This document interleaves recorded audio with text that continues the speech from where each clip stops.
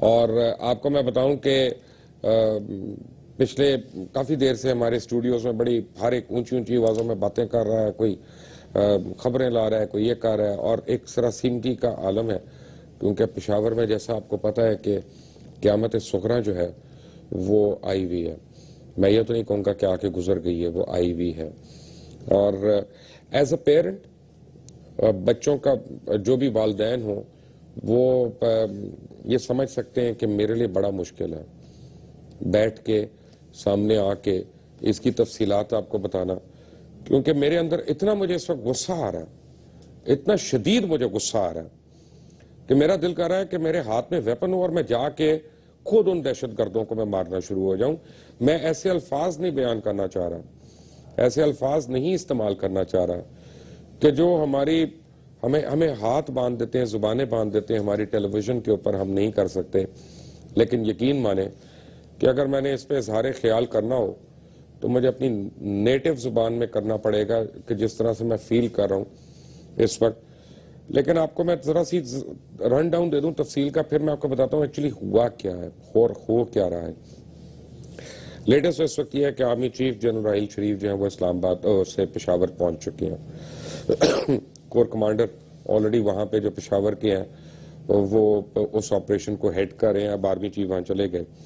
आज सुबह तकरीबन कोई 8 से 10 दहशतगर्द जो थे एफसी की यूनिफॉर्म्स पहन के वो एक स्कूल के अंदर दाखिल हुए और उन्होंने वहां पे बेदरेक फायरिंग करनी शुरू कर दी, जिससे यानी इस वक्त तक जो है 130 शहादतों की हमें कंफर्मेशन है।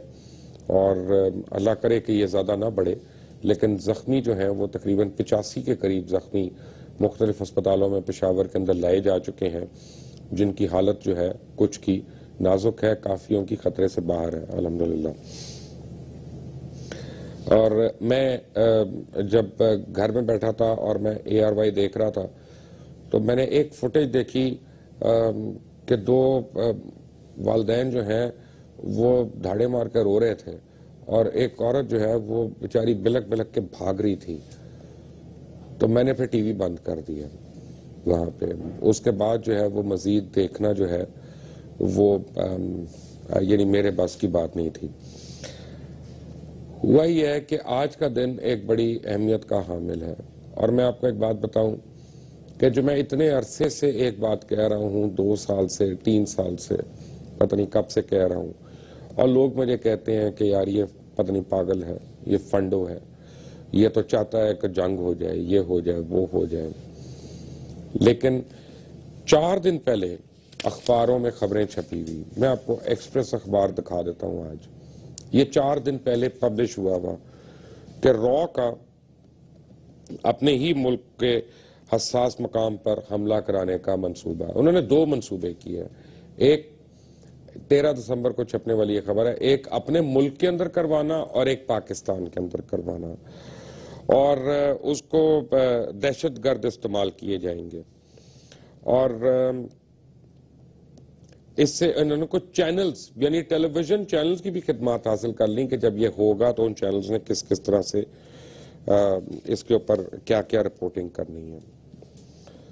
Fact of the matter is कि TTP जो है वो बहुत सीरियसली मार्जिनलाइज्ड है, बहुत सीरियसली मार्जिनलाइज्ड है। ज़रबे अज़ब के बाद अगर ये कहना कि उन्होंने को रीग्रुप किया और उन्होंने आके ये बदला लिया तो वो बहुत बचगाना बात होगी।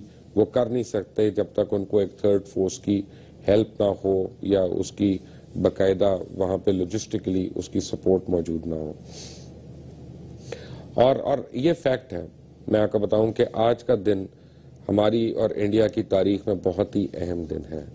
इसकी एक यानी बड़े अरसे से हम एक दूसरे के ऊपर इसके ऊपर हमले कर रहे हैं, वो हमारे ऊपर, हम उनके ऊपर। और आज के दिन की एक बड़ी हिस्टोरिकल इंपॉर्टेंस है पूरे खित्ते के लिए, और ये उनकी एक स्टेटमेंट थी।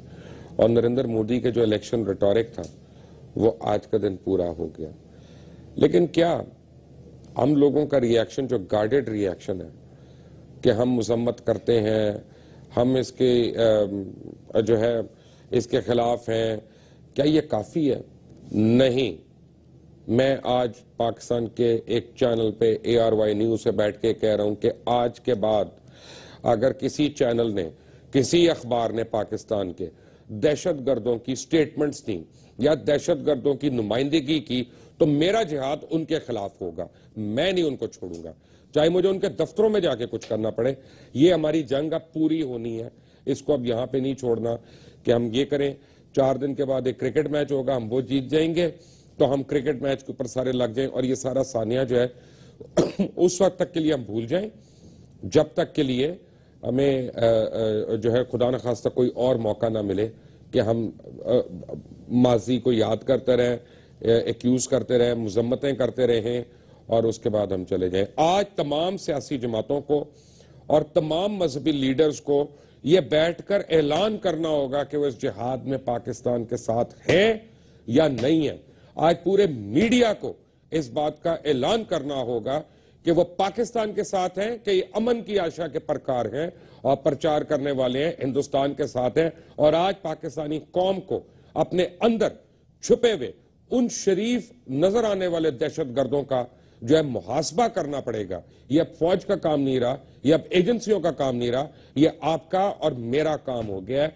हमें अब इसमें जो मर्जी करना पड़े वो हमें करना पड़ेगा। मुझे पता है कि मेरी इन बातों पे मेरे ऊपर बड़े सीरियस लीगल नोटिस आएंगे, मेरे ऊपर जो है ना वो ताजीरात लगेंगी, मेरे ऊपर मजीद FIR कटेंगी। मैं तैयार हूं, मैं उन सारी बातों के लिए तैयार हूं। आज मैं आपको इसके मतलब कुछ बातें तो मैं बताऊंगा आपको, लेकिन ये फैसला आपको पहले से करना पड़ेगा इस ट्रांसमिशन के खत्म होने से पहले।